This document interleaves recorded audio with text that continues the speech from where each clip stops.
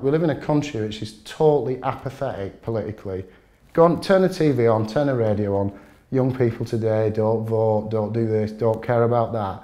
Well, here's an example of like thousands of young people who do care. What's wrong with having a sense of like your heritage?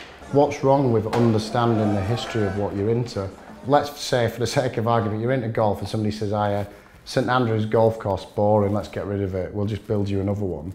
Well, you'd expect people to kick off because it's historically important. So why is it hard to understand when skateboarders feel the same?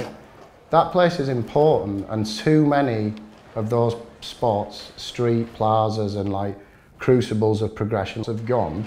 So why should everyone be quiet and just let another one go? All the city centres are so homogenous now, and they've got the same chain stores in them. Everything looks the same. It's like 0-point architecture. And here you've got something which is like living, breathing culture. If it was a castle and people were kicking off that you were going to demolish it, nobody would think that was weird.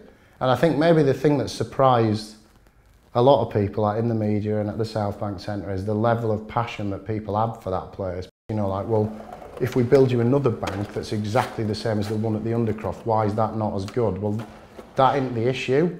The issue is that this place is like imbued with so much history and culture that if you get rid of it, all of that echo goes. I'd like to think I wouldn't have to plead with somebody who understands about culture and art. You know, I understand that there's economic factors involved and we're in a recession and all that business, but that isn't the issue, man. Like, culture's more important than money, and culture can't be bought, it can't be sold, it just is.